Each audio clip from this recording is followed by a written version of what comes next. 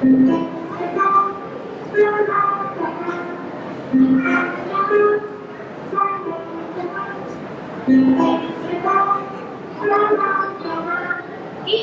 लोगों की रिक्वेस्ट कि आप लोगों को मोबाइल फोन को शट डाउन या स्विच ऑफ कर दीजिए कि आप लोगों को भी ये नाटक शुरू करने वाले हैं।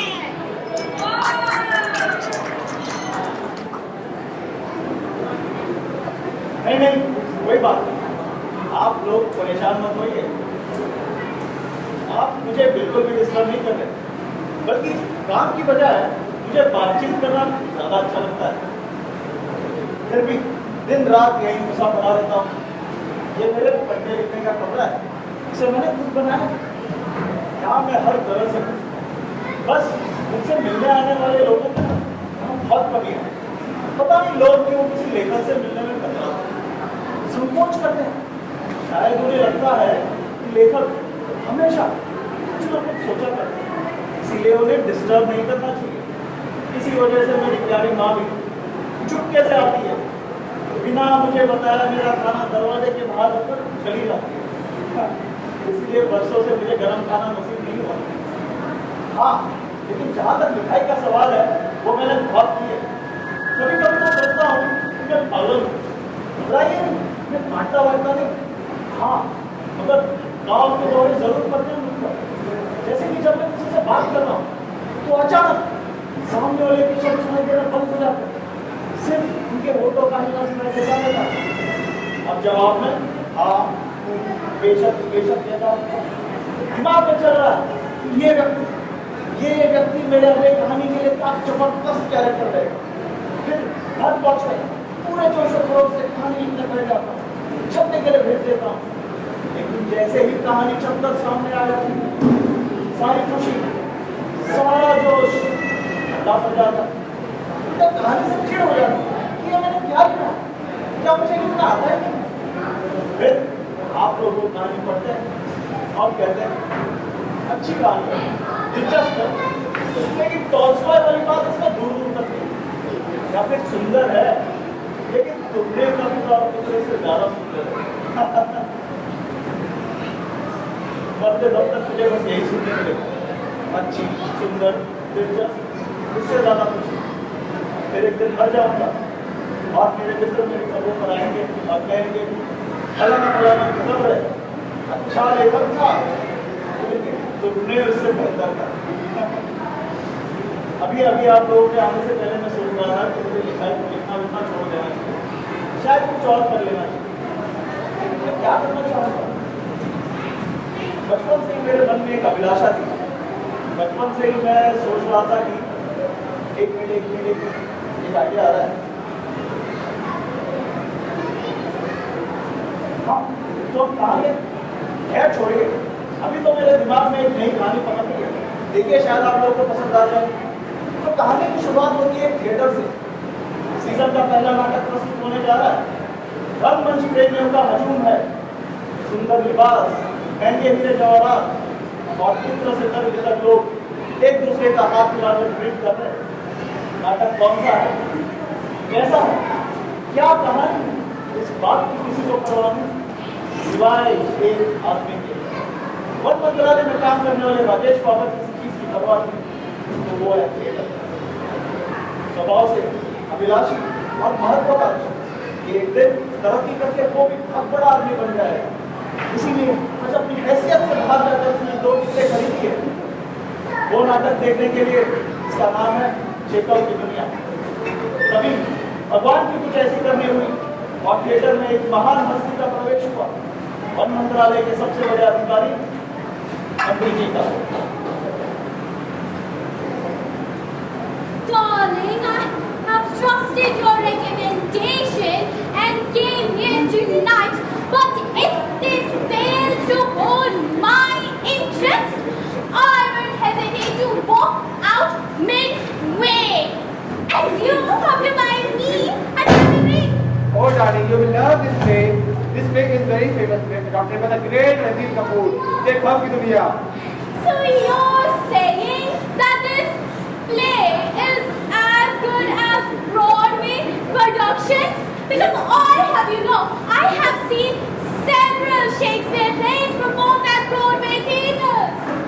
में डालेंगे। Good evening sir. Sir good evening. Good evening sir. हाँ good Sir, good evening. Evening. हाँ good evening, good evening. Sir मेरे लिए बहुत ही सौभाग्य और सम्मान की बात है सर कि आप और मैं सर ऐसे ऐसे इस एक साथ सर। हाँ ठीक है ठीक है। सर मैं भी आप ही की तरह वन मंत्रालय में काम करता हूँ सर, और देखा जाए तो आप ही की सेवा में रहता हूँ, क्योंकि आप ही तो वन मंत्रालय के सर्वोच्च अधिकारी हैं सर। मैं पेड़ पौधों वाले विभाग में सीनियर क्लर्क हूँ सर। ओ अच्छा, आपका ये काम हो रहा है, ऐसे ही करते रहिए। काफी पेड़ पौधे दिख रहे हैं सर, बहुत सुंदर। सर मेरी पत्नी जान के आपसे नमस्ते करना चाह रही है सर। नमस्ते सर। नमस्कार नमस्कार, कैसी हैं आप? बस आपकी कृपा है सर। बहुत खुशी हुई आपसे मिलकर। अच्छा नमस्कार। मैडम मेरी पत्नी जान के आपसे नमस्ते करना चाह रही है। नमस्ते। नमस्ते। मैडम मैं राजेश, जानकी का पति। नमस्कार। कैसी हैं आप? I am good. नाटक अच्छा लग रहा है ना सर? पता नहीं यार, अगर ठीक से देख पाऊँ तो शायद अच्छा लगे। सौभाग्य से मिले इस अवसर का आनंद उठाकर राजेश नाटक देखने लगा।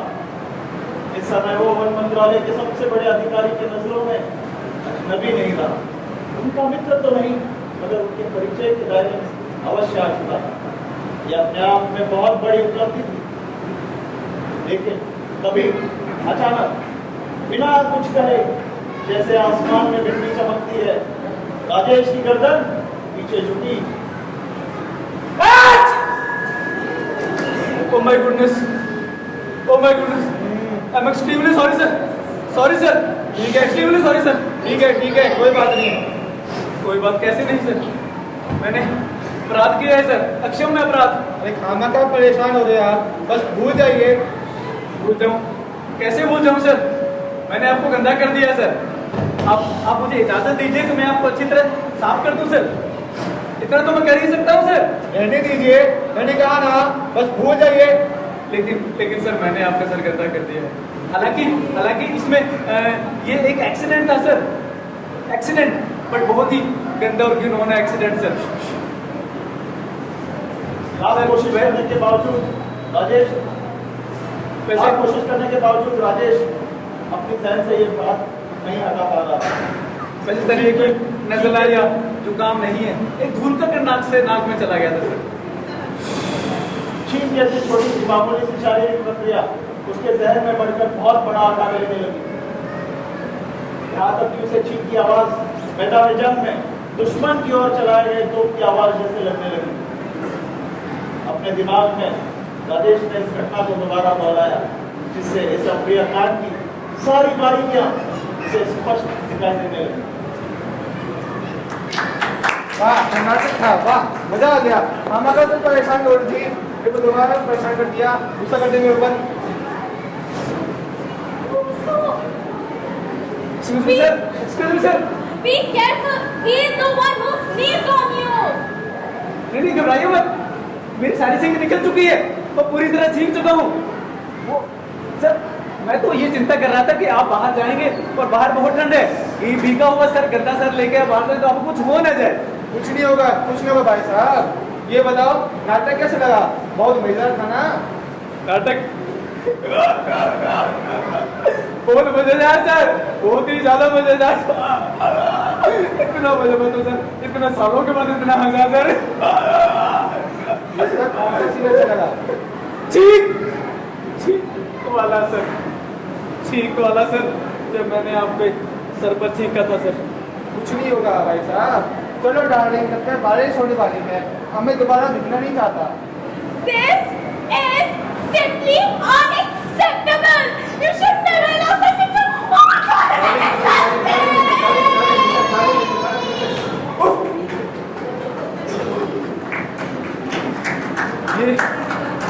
ये आदमी मेरा तबादला करा देगा।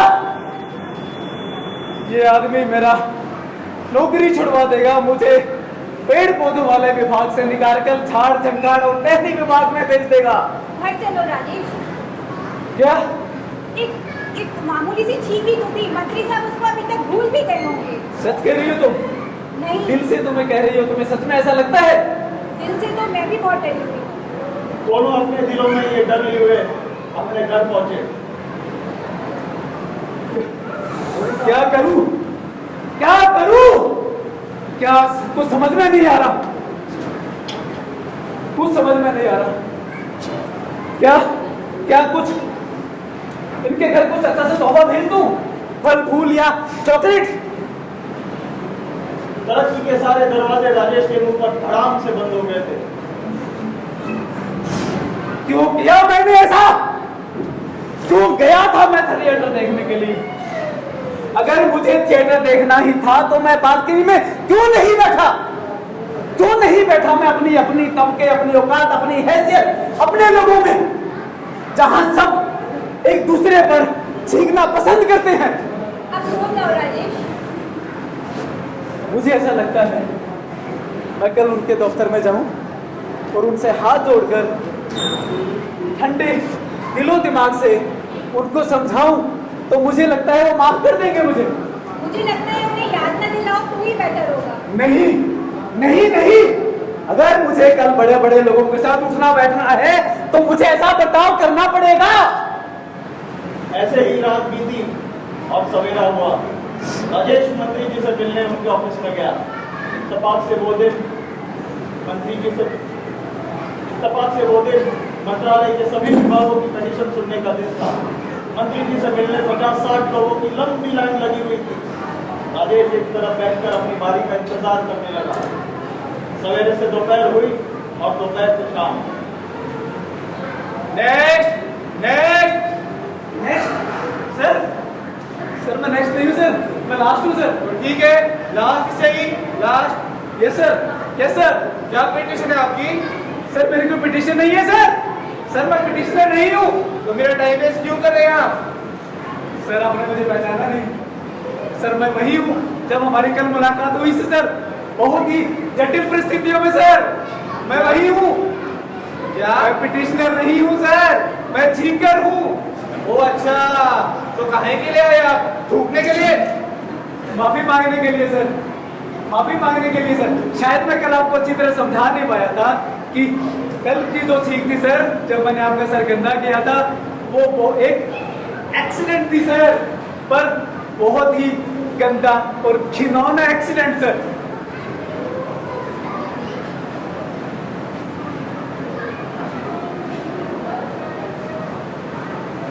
यस सर, यस सर, मैं पिटिशनर नहीं हूँ सर। साहब मुझे तो मेरे नाक से कोई नाराजगी नहीं है। ये सुन ले, तुम्हें पास तेरे नाक के अलावा बहुत ही जरूरी काम है, इसलिए मेरी सलाह है तुम घर जाओ, ठंडे पानी से नहाओ, गर्म पानी से नहाओ, या कुछ भी करो, और यहाँ से जाओ। और इस बेवकूफ़ी बात से मुझे दोबारा परेशान मत करना। सुबह बड़ यही सुनता रहो, नाक नाक नाक नाक नाक। Thank you sir, thank you sir, thank you very much sir. आपका भला हो सर, आपका भगवान भला करे सर, आपका भाई बीवी बच्चों का भगवान भला करे सर, आपके घर में खुशहाली रहे सर, आपके घर में बच्चे हमेशा खुश रहे सर, आपका दिन हमेशा सुहाना गुजरे सर, आपकी रात दिन से भी ज्यादा सुहानी गुजरे सर। इतना चैन मिला राजेश को कि बताना मुश्किल था। आपकी हर सुबह आपकी खिड़की में कोयल कूके सर, आपकी कॉफी हमेशा खुशबूदार और गर्म रहे सर, जैसे कि कोई बहुत बड़ा पहाड़ सीने से हट गया हो।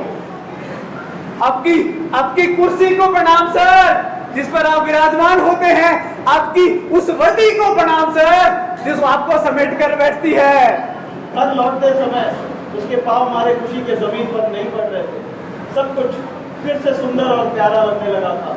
गीत संगीत और आनंद से भरा, जैसे कि स्वर्ग। लिए सपने निगाहों में चला हूँ तेरी राहों में, लिए सपने निगाहों में चला हूँ तेरी राहों में, जिंदगी आ रहा हूँ मैं, जिंदगी आ रहा हूँ मैं। ओ माय गॉड, मैं कितना खुश हूँ आज। लेकिन फिर भी लेकिन फिर भी घर पहुंचकर एक नए विचार ने उसे झंझोड़ दिया। क्या मेरे साथ कोई क्रूर मजाक किया गया है? क्या मंत्री जी ने इसे जानबूझकर उल्लू बना दिया था? अगर वो मुझे सजा नहीं देना चाहते तो मुझे तड़पा क्यों रहे हैं? अगर ठीक सचमुच मामूली थी तो चैन से क्यों नहीं सोने देते मंत्री जी इस बेचारे को? क्या मेरी सारी रात ऐसे ही करवटों में फड़फड़ाते हुए गुजरेगी? ये बर्दाश्त के बाहर था। अब मुझे गुस्सा आ रहा है।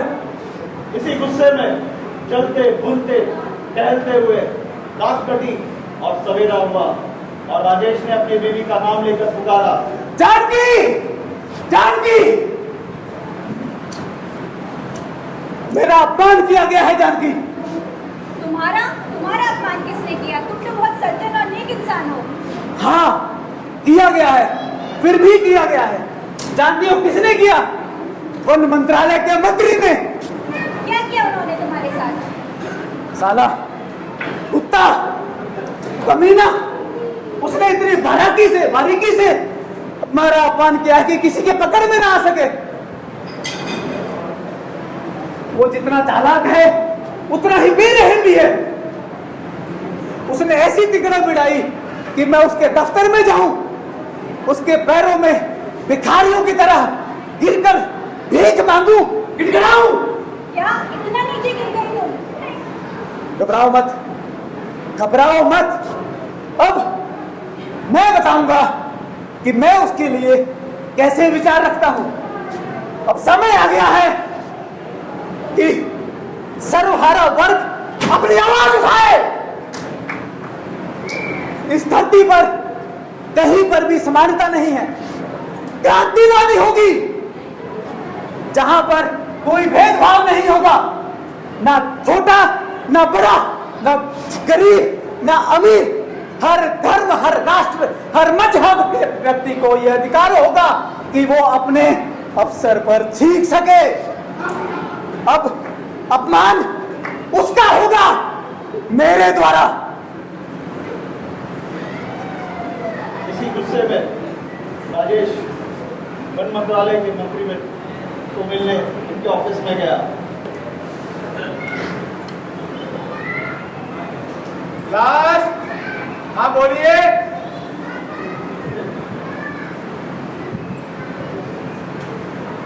लाश, हाँ बोलिए।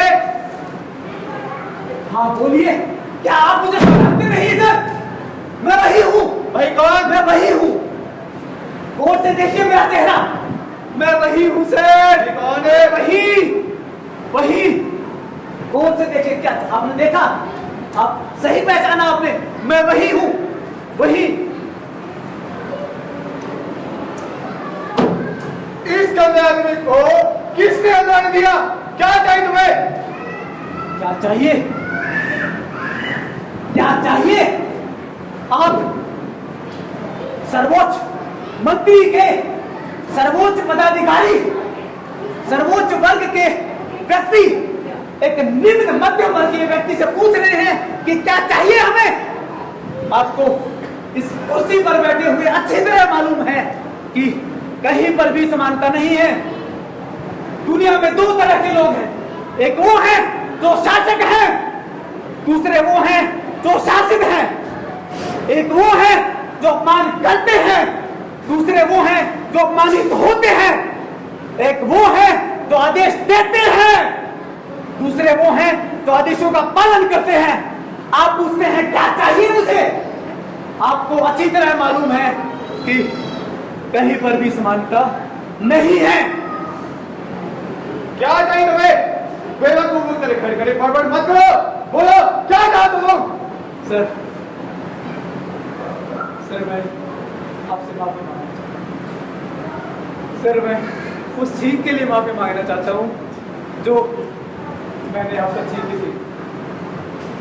सर वो चीख शायद मैं आपको समझा नहीं पाया था। वो चीख एक एक्सीडेंटल थी, प्योर एक्सीडेंटल। निकल जा, चल यासीन, उल्लू, पाजी, गधा बच्चा, चल मेरी आंख के सामने से। और खबरदार अपनी सूरत दिखाई और अगर दिखाई दिया तो जिंदगी भर के लिए काले पानी नहीं दूंगा। क्या नाम है तेरा? राजेश्वर राधे। गाड़ी के कीड़े एंड पुलिस के अंदर, कीटाणु बाहर।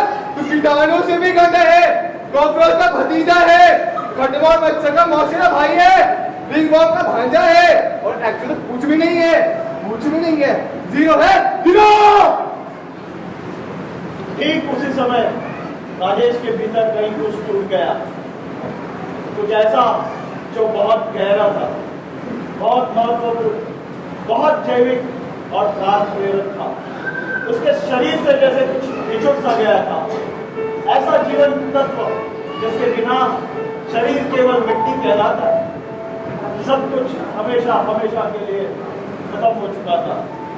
राजेश अपने घर आया, अपना कोट उतारा, अपने कुर्सी पर बैठा